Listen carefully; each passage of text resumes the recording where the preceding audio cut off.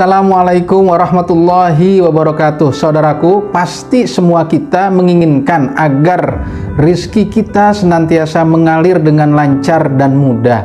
Karena itulah saya ingin menyampaikan beberapa langkah yang harus ditempuh. Minimal ada 11 langkah yang harus kita tempuh agar rizki kita terus mengalir dengan mudah dan lancar. Yang pertama, kita yakin akan pemberian Allah Subhanahu wa taala. Wa ma min dabbatin fil ardi illa 'alallahi rizquha. Tidak ada satupun binatang melata yang ada di muka bumi ini kecuali semua sudah Allah tentukan rizkinya. Coba kita lihat itu ya. Banyak banget yang kita tidak duga-duga. Ada cicak yang nggak bisa terbang tuh ya, ternyata bisa makan nyamuk yang terbang. Ada burung apa tuh, burung gagak atau burung garuda tuh ya, yang matanya tajam banget, bisa melihat ikan di bawah permukaan, terus dia menukik dengan tajam, plus langsung keambil ikannya. Jadi burung yang hidup di udara bisa menerkam ikan di bawah permukaan laut. Subhanallah. Masa kita nggak yakin juga betapa dahsyatnya rizki yang Allah telah takdirkan untuk kita. Tinggal kita bagaimana upaya untuk menjemput takdir tersebut. Ada orang yang jadi milioner, kaya, cuma gara-gara kulit manggis. Masya Allah, yang dibuang-buang kulit manggis diolah sedemikian rupa jadi cairan obat. Ada lagi yang mengolah maggot. Maggot tuh belatung yang ya dari sampah-sampah organik, belatung. Ternyata pada spesies tertentu belatung itu mahal sekali harganya dan bisa diolah dengan jadi berbagai macam bentuk olahan, baik itu pakan ternak, kecantikan dan sebagainya. Luar biasa. Dari maggot, dari orang yang jijik melihatnya bisa jadi orang kaya. Luar biasa. Yakinlah bahwa Allah telah menjamin rezeki kita. Nah, karena itulah yang kedua adalah kita menyesuaikan jadwal kita dengan jadwalnya Allah. Kita siap beribadah, taat, patuh, tunduk pada Allah. Bangun subuh berarti kita tidak terlambat kerja, tidak terlambat ke kantor atau kuliah. Berarti kita siap bersaing, kita menjadi orang-orang petarung bahwa kita harus lebih dahulu bangun dari orang lain. Diajarin bangun sholat subuh, setelah itu tidak boleh lagi tidur, cari pekerjaan pendahuluan biar keringat, mandi, sholat duha, berangkat kerja kalau kantornya dekat. Nah, subhanallah, indah, luar biasa. Yang ketiga, kita harus banyak silaturahim supaya banyak kenalan, banyak teman, banyak koneksi, banyak tawaran, banyak jembatan yang akan mengantarkan kita kepada kesuksesan. Karena dengan banyak tawaran itu, banyak teman itu akan banyak informasi lowongan kerja, informasi bisnis dan sebagainya. Kita targetkan satu hari harus nambah teman baru. Gimana caranya tuh? Insya Allah, kata Nabi, orang yang silaturahim itu akan dipanjangkan umurnya dan akan dimudahkan rezekinya.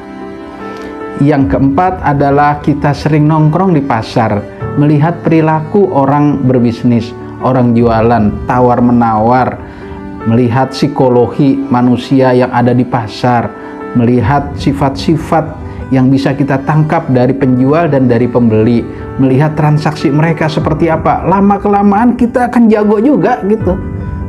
Kecuali otak kita nggak jalan gitu ya.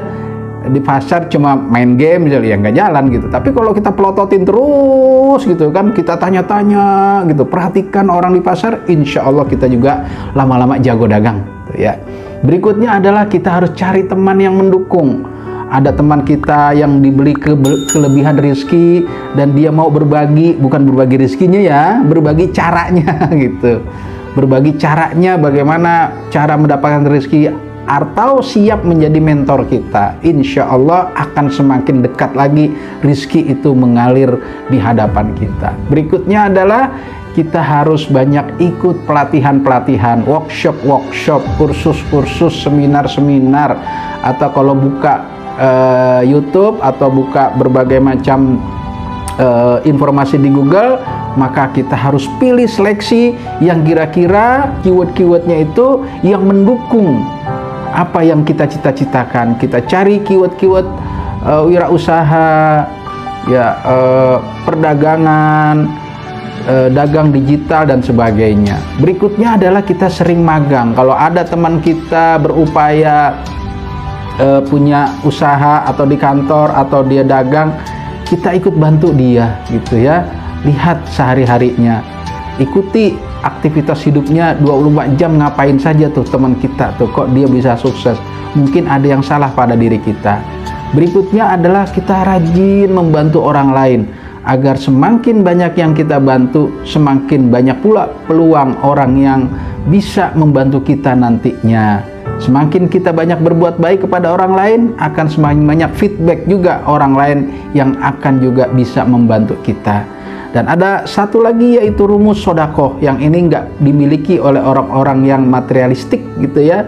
Jadi kita yakin semakin banyak sodakoh akan semakin Allah ganti. Karena dalam ajaran spiritual, orang yang berbuat baik akan dibalas oleh Allah kebaikan itu. Berarti kalau sodakoh itu berarti harta, Allah juga akan membalas pada kita, ya. Berikutnya kita nggak boleh lupa untuk senantiasa berdoa dan bertawakal kepada Allah. Kemudian kita kumpulkan berbagai wasilah-wasilahnya, sarana-sarananya agar doa itu dikabulkan. Sering berbuat baik, puasa dulu Senin Kemis, sering baca Quran, zikir dan sebagainya, maka dia akan mendapatkan wasilah yang banyak dan mudah terkabul doanya. Dan yang terakhir adalah kita menjaga kesehatan, karena dari 1 sampai 10 tadi, kalau badan kita sakit ya nggak jadi kan, langkahnya nggak bisa. Maka untuk menjamin langkah 1 sampai 10, yuk sama-sama kita jaga kesehatan dengan cara preventif. Hidup yang baik, gaya hidup yang sehat, pola makan yang sehat, istirahat yang cukup, olahraga, makan yang bergizi, banyakin minum sayur buah.